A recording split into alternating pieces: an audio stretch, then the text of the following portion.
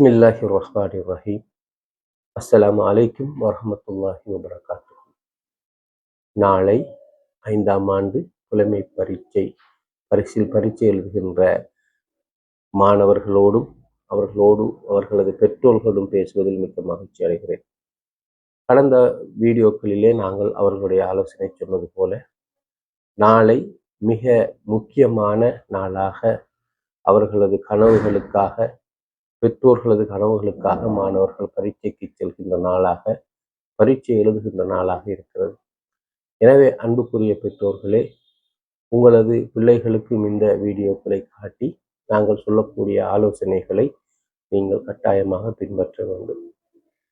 எந்தவித பதட்டமும் இல்லாமல், எந்தவித ஆர்ப்பாட்டமும் இல்லாமல் மாணவர்கள் பரீட்சை எழுத வேண்டுமாக இருந்தால் அவர்களுக்கு இன்று உரிய நேரத்துக்கு உணவளித்து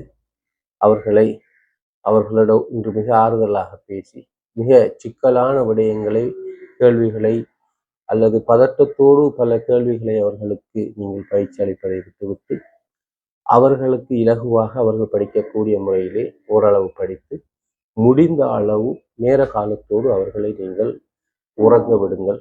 அவர்கள் உறங்கட்டும்.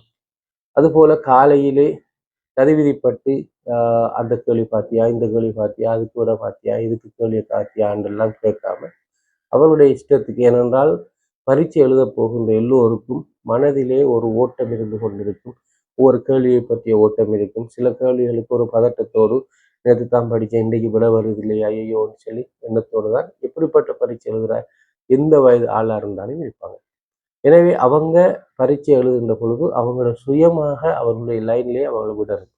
இவங்க சின்ன ஆட்கள் என்னன்னு சொல்லிக்கொண்டு நாங்கள் இதை பார்த்துக்க, அதை பார்த்துக்க, அந்த கேள்வியை கொஞ்சம் பார்த்துட்டு போ, இது ஞாபகம் இருக்கா என்னெல்லாம் நம்ம கேட்காம, ஏதாவது நீங்கள் அப்படி பயிற்சி அளிக்கணும்னு நினச்சிங்கன்னா குறிப்பிட்ட ஒரு கேள்வி தொகுப்பை மட்டும் ஒன்றொண்டா அவர்கள்ட்ட கேட்டு இது என்னென்ன என்று சொல்லி கேட்டு விட்டுலாமே தவிர மிக பதகளிப்பாக அவர்களை நீங்கள் கடைசி வரை மாற்ற வேண்டாம்.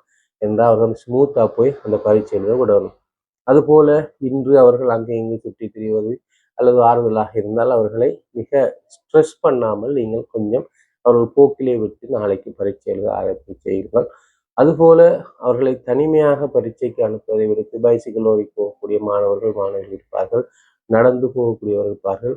அவர்களை நீங்கள் ஆற தழுவி முத்தமிட்டு அவர்களுக்கு முன்னால் இறைவனிடம் கையேந்தி பிரார்த்தியுங்கள். அது முக்கியமான ஒரு மன நம்பிக்கையை தரும். நான் தாய் துவா கேட்கிறேன், தகப்பன் துவா கேட்கிறேன், அன்பு மகனே உனக்கு எல்லாம் சக்சஸாக வரும், ஒன்றையும் யோசிக்காத போய் எழுது என்று சொல்லி அவர்களுக்கு முன்னால் கையேந்தி யாரெல்லாம் என்னுடைய பிள்ளையை பரீட்சை இலகுவாக்க அவரை மிகப்பெரிய பெறுபவரை பெறுவதற்கு நீ உதவி செய்ய என்று நீங்கள் அந்த இடத்திலே அவர்களுக்கு முன்னால் துவா கேளுங்கள். அது அவர்களுக்கு பெரிய நம்பிக்கையை கொடுக்கும். அதுபோல தட்டி தழுவி நெத்தியிலே முத்தமிட்டு நீங்கள் அனுப்பி வைக்க முடியும். நேர காலத்தோடு அனுப்பி வைங்கள். அவர்களோட உடுப்பு, பென்சில், கொண்டு போக வேண்டிய சாமான்களை இன்று இரவைக்கே நீங்கள் தயார் பண்ணி வைத்துக் கொள்ள வேண்டும். அதனை அவர்களுக்கு காலையில் எழுப்பி அதை தியாயம் பண்ணி ஆண்டெல்லாம் தெரியாமல் அதுகளை நேர காலத்தோடு ரெடி பண்ணி கொண்டு அவர்களை ரிலாக்ஸாக தூங்க வைத்து போதிய அளவு போசாக்கான உணவு அளித்து, அவர்களுக்கு அலர்ஜிக்காக எந்த உணவாக இருந்தால் அதை கொடுத்து விடாமல், வயிறு வலிக்கக்கூடிய உணவுகளை கொடுக்காமல் போசாக்கான அவர்களை எனர்ஜியோடு வைத்திருக்கக்கூடிய உணவுகளை அளித்து, அது உங்களுக்கு தெரியும் சில நேரம் நல்ல முட்டை அவியல் அல்லது அவித்த முட்டைகள், பாசிப்பயிறு, சோறு, அது போல முக்கியமான உணவுகளை கொடுக்கலாம். ஆனால் உண்மையில் நமது சமூகத்திலே வளர்க்கொழிந்து போன பழக்கம்தான் அந்த தண்ணிச்சோறு என்பது. அது மிகப்பெரிய ஆரோக்கியமான விஷயம். சிவப்பரிசியோடு உள்ள தண்ணிச்சோறாக இருந்தால் கொஞ்சம் சாப்பிட்டாலும் வயிறு நிறைவாக, வயிறு குளிர்ச்சியாக இருக்கும். அப்படியான உணவுகளை தெரிந்தவர்கள் முடிந்தவர்கள் கொடுங்கள். எண்ணெய் சேர்த்த உணவுகள் அல்லது பால் அல்லது தயிர் சேர்த்த உணவுகளை முடிந்த அளவு தவிர்த்து கொள்ளுங்கள். ஏனென்றால் சில பிள்ளைகளுக்கு அவர்கள் டென்ஷனில் இருக்கிற பொழுது வயிற்றுப்போக்கு, வயிற்று ஓட்டம், சக்தி போன்ற விடயங்கள் வர வாய்ப்பு இருக்கிறது. எனவே அதனை தவிர்த்து கொண்டு மிக ரிலாக்ஸாக அவர்களை பரீட்சை எழுத விடுங்கள். அவர்களுக்கு நீங்கள் கொடுக்கின்ற மிகப்பெரிய ஒரு ஆறுதல் தான், மானே நீங்கள் நல்லா படிச்சிருக்கிறீங்க, நீங்கள் பரீட்சை எழுதுங்க, வார ரிசல்ட்ஸ் அல்லாத நாட்டத்தில் உள்ளது, உங்களோட முயற்சி நீங்கள் உங்களுக்கு செஞ்சிட்டீங்க, நீ ஒன்றும் படிக்கலை, நீ என்ன இப்படி போய் என்ன செய்ய போறீங்கலாம் சொல்லிடாதீங்க.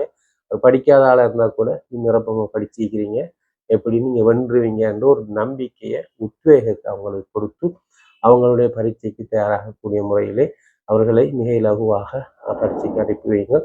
குறிப்பாக உங்களால் முடிந்தால் பாடசாலை பரீட்சை மண்டபம் வரை அவர்களை காலையில் கொண்டு சென்று விட்டு வரும்போது அவர்களை வீட்டுக்கு அழைத்துவதற்கு ஏற்பாடு செய்யுங்கள்.